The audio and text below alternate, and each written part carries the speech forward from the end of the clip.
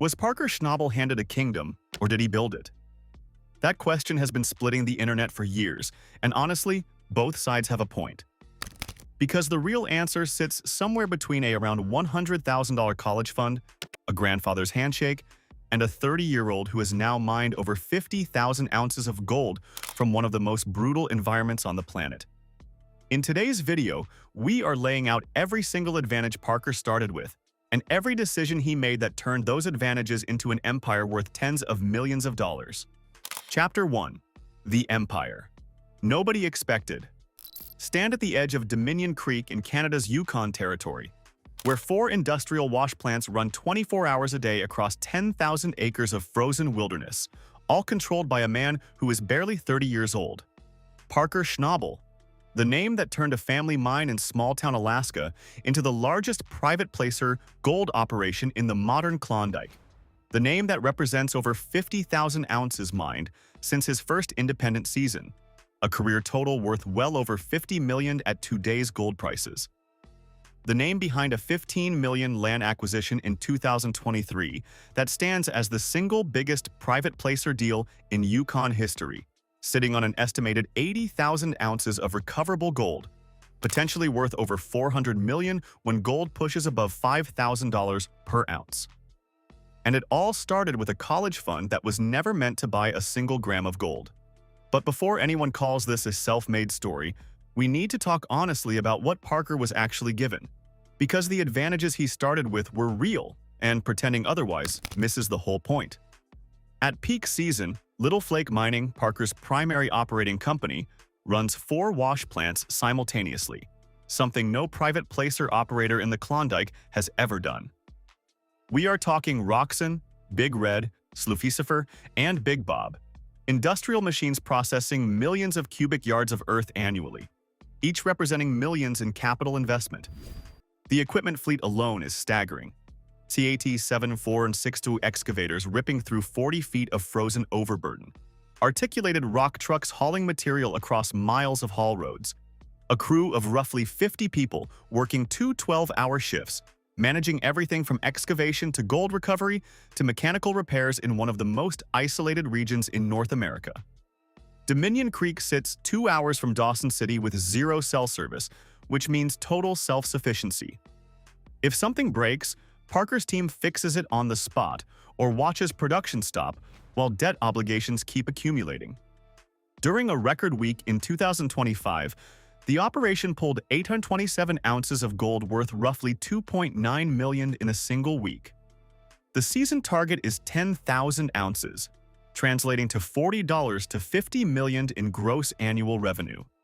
This is industrial-scale mining operating at a level that rivals corporate operations, and it is controlled by someone who never spent a single day inside a university classroom.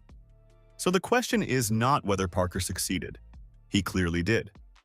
The question is how much of that success was built on a foundation that most people simply never get access to. Chapter 2. What John Schnabel actually gave him. Parker Russell Schnabel was born on July 22, 1994, in Haines, Alaska, a small town of roughly 2,500 people wedged between the Chilkat Mountains and the Lynn Canal. His grandfather, John Schnabel, was not your typical grandfather. A Kansas-born World War II veteran who served in the Army Air Corps, John did not start mining until he was 68 years old. After a triple bypass surgery and a doctor's suggestion to stay active, he bought a placer claim at Porcupine Creek in Alaska in 1984 and built it into the Big Nugget Mine, one of the most recognizable small-scale gold operations in the state. Parker's father, Roger Schnabel, was also deeply embedded in the mining industry. His mother, Nancy, supported the family through all of it. Mining was not something Parker discovered on his own. It was the air he breathed from the day he was born, and by the time he was 5 years old, he was already on site at Big Nugget, operating heavy equipment with feet that barely reached the pedals. John was not just handing his grandson a fun summer activity. He was deliberately transmitting decades of placer mining knowledge to a boy who absorbed every single bit of it. By the time Parker was 10, he could identify pay streaks, fix pumps, and read a cut for gold-bearing gravel the way other kids could read a textbook. That is the first and most significant advantage Parker had that most people completely overlook.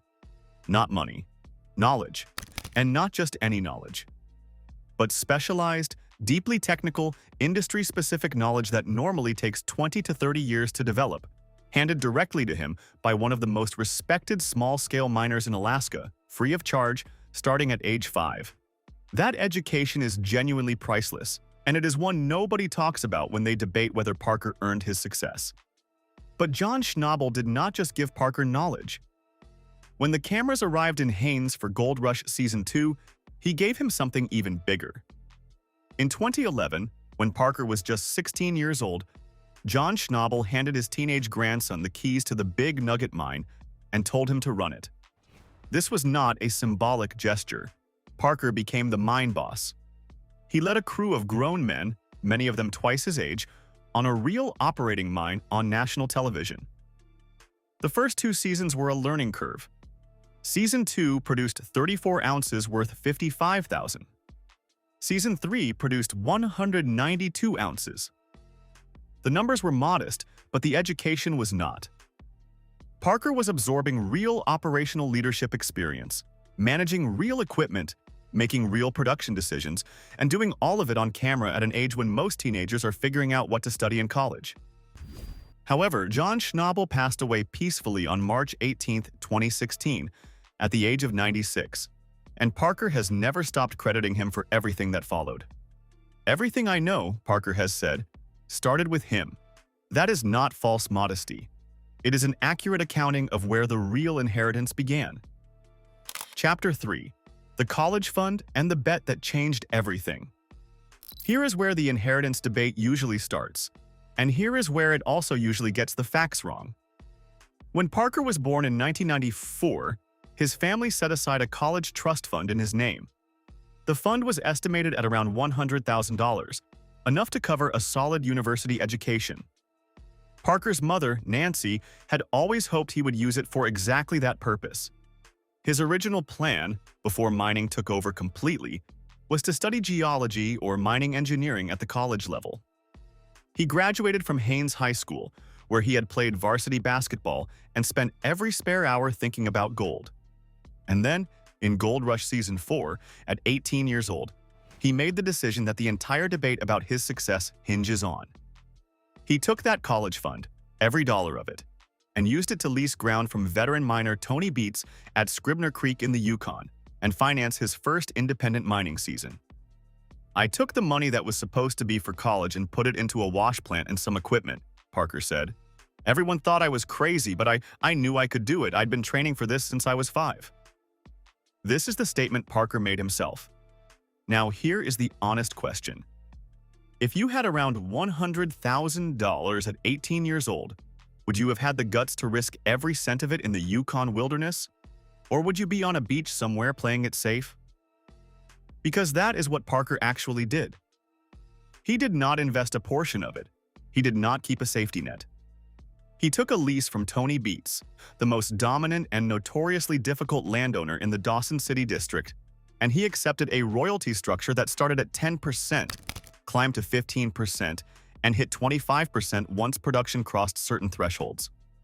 That meant the more gold Parker found, the bigger the cut Tony collected, while Parker absorbed 100% of the extraction risk, the equipment costs, the fuel, and the wages. Most experienced miners would have called that deal a trap. Parker called it tuition. And the early seasons on Tony's ground were genuinely hard. Equipment Parker was running in those first years was not new. He bought used machinery off the Hoffman crew after their disastrous Klondike attempt, beat up D10 dozers and a small wash plant he nicknamed the Little Blue, and he kept all of it running through sheer mechanical determination in a territory 2 hours from the nearest town with no cell service. When things broke, and in placer mining things break constantly, he fixed them himself or watched his razor-thin margins disappear. Every cleanup, every ounce of gold recovered under Tony Beats' royalty structure got funneled straight back into the operation. Better equipment, more efficient systems, incremental improvements that compounded season after season in a way that only obsessive reinvestment produces. And then he went out and mined 1,029 ounces of gold worth approximately $4 million in his first independent season. That single-season haul broke the record of Todd Hoffman, one of the founding fathers and main miners of the Gold Rush TV show. In fact, Parker surpassed Hoffman's cumulative 4-season total in just 1 year. Parker Schnabel was no longer the kid learning the ropes. He was the most productive young miner in the history of the show. Every dollar of profit went straight back into better equipment and expanded operations. He was not living off the gold. He was reinvesting it, compounding it, season after season, with the precision of someone who had been taught since age 5 that waste kills a mining operation. Chapter 4. What he built that nobody gave him. By around 2014, Parker had formalized his operation into Little Flake Mining, a dedicated placer gold company focused exclusively on the Klondike region. This was not just a name change. It was a strategic shift from a family-assisted venture into a serious corporate entity built for long-term scalability. And the philosophy that drove it was entirely Parker's own. While other Klondike miners were relying on gut instinct and decades of personal experience to decide where to dig, Parker hired a productivity advisor whose only job was to perform rigorous time and motion studies. Truck movements, fuel consumption, shift patterns, micro inefficiencies that, when scaled across a 24-hour operation burning through $100,000 to $250,000 daily, translated into millions of dollars in annual losses or savings, depending on how seriously you took them. Think about that for a moment. Every veteran miner in the Klondike was doing it the old way, trusting feel and instinct and experience. But Parker was treating mining like industrial engineering. The difference between running at 80% efficiency versus 95% efficiency across that kind of daily burn rate is not incremental. It is transformational, and the results proved it. Little Flake Mining grew from a single-plant, small-crew operation into the largest private placer operation in the Yukon territory. Production numbers climbed season after season. Season 5 produced 2,538 ounces worth $3 million. Season 6 hit 3,072 ounces worth $3.5 million. Season 7 delivered 4,300 ounces worth $5 million. Season 8 reached 6,280 ounces worth $7.5 million. Season 9 broke 7,000 ounces for the first time, hitting 7,427 ounces worth nearly $9 million.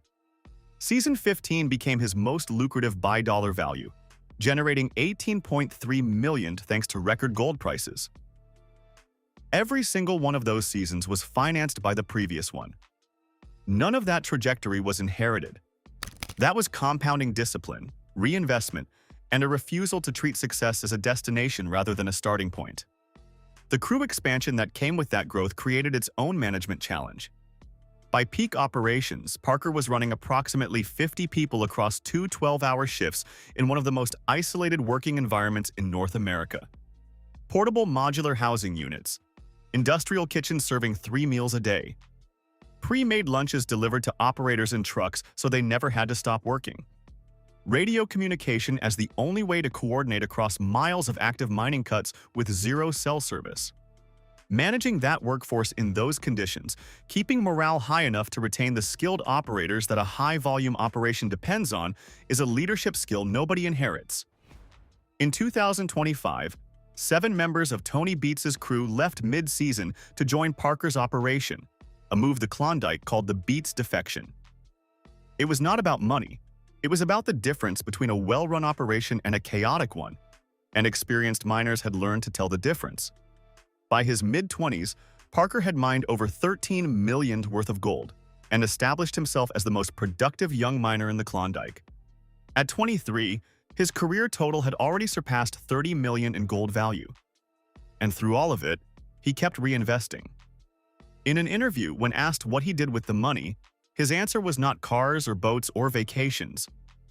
"We are buying new equipment to improve our operation," he said. "I don't own a boat or any fancy cars or a fancy house.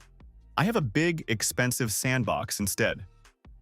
That discipline is not something John Schnabel could give him. It is not something a college fund produces. It is a character trait, and it is the one most responsible for what Parker eventually became. In 2022, The Yukon government awarded Parker the Robert E. Leckie Award for Excellence in Environmental Stewardship, recognizing his reclamation work at the Little Flake Placer mine and at legacy sites left by previous generations of miners. The same operation, ripping millions of cubic yards of earth annually, had implemented advanced dust and water control systems, habitat restoration programs, and hydro-engineered tailings storage that exceeded regulatory minimums. Parker's team was also recovering over 85% of residual minerals from historic waste dumps, which was both environmentally responsible and profitable. The man famous for tearing up the Yukon was winning environmental awards for how responsibly he was doing it. Nobody handed him that reputation either. Chapter 5. The $15 million gamble that defined his legacy. If using his college fund was the bet that launched Parker Schnabel's career, the purchase of Dominion Creek in 2023 was the bet that could define his entire legacy.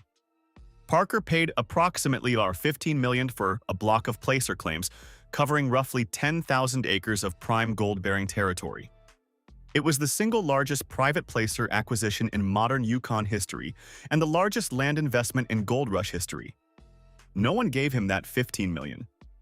He built it, ounce by ounce, season by season, from around a $100,000 college fund and a lease deal that handed a quarter of everything he found to Tony Beats.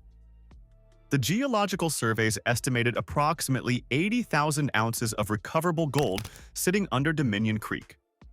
At gold prices above $500 per ounce, which they have reached, that is a potential payout exceeding $400 million. Parker paid $15 million for an asset potentially worth more than 25 times that amount. But the financial structure of the deal was just as aggressive as the mining itself. He put down roughly $5 million upfront, with the remaining $10 million structured as seller financing to be paid over 3 years, creating annual debt obligations of $3.3 to $3.5 million on top of daily operational costs running between $100,000 and $250,000. To service that debt while keeping 4 wash plants running simultaneously, Little Flake Mining had to maintain high-volume, high-grade production with zero tolerance for bad seasons or extended equipment failures.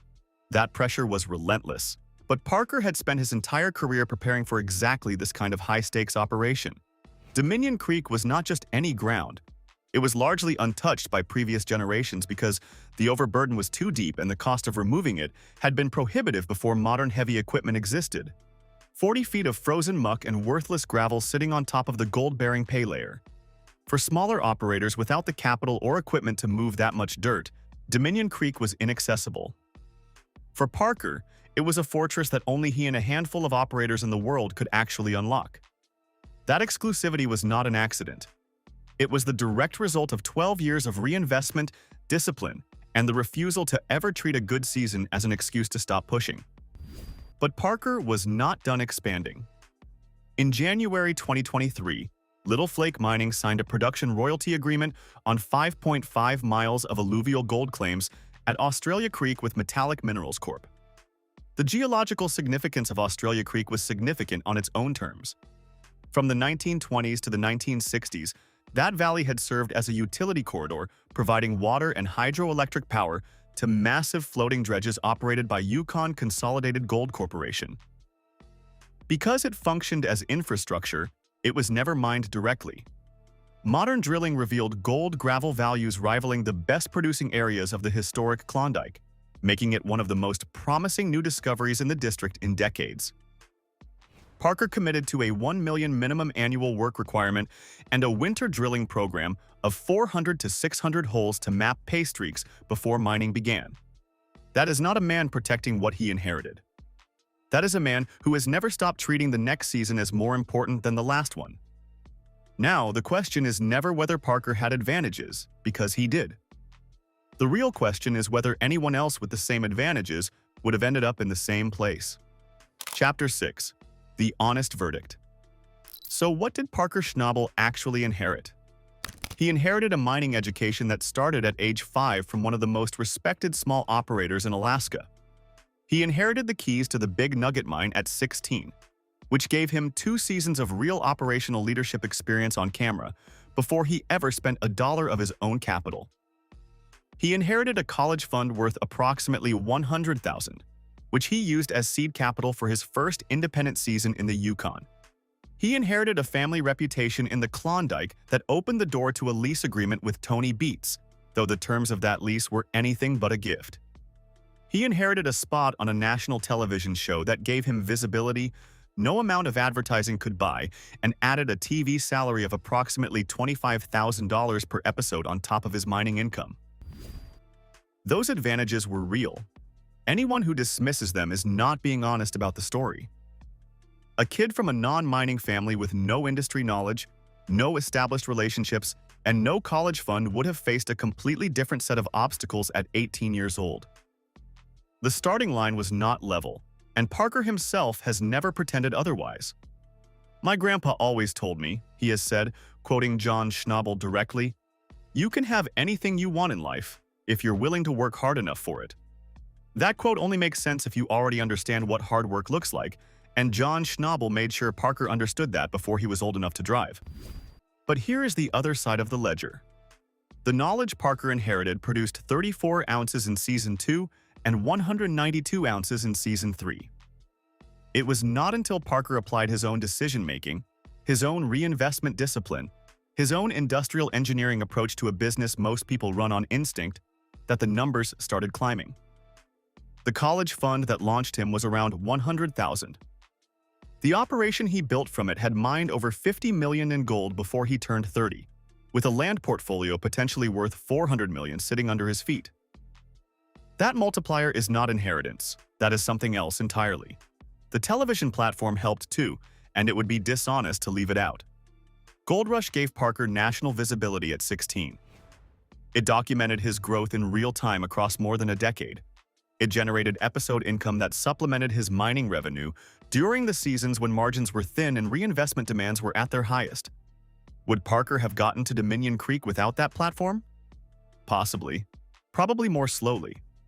The platform accelerated the timeline, but it did not replace the judgment, the discipline, or the willingness to take the kinds of risks most people with a comfortable safety net never take. John Schnabel did not start mining until he was 68 years old. He built Big Nugget with no family head start, no reality TV platform, and no grandfather showing him where to dig. Parker had all of those things and used every single one of them. The difference between Parker and everyone else who had similar advantages is not the advantages themselves. It is what he chose to do with them at 18, when most people with around a $100,000 safety net would have played it safe. And that is the honest answer to the question that has been going on for years. Parker Schnabel was not handed a kingdom. But he was handed a better shovel than most people ever get, and from the day John Schnabel put him on that excavator at age 5, he never stopped digging. The inheritance gave him a starting point. Everything after that was his own. And in gold mining, as in most things, the distance you travel from where you started is the only number that actually matters. So was Parker Schnabel handed a kingdom, or did he build it? The honest answer is both, and neither tells the whole story without the other. Drop your take in the comments. And if you want more real deep dives into stories behind global wealth, like the video and subscribe to Global Status. There is a lot more coming.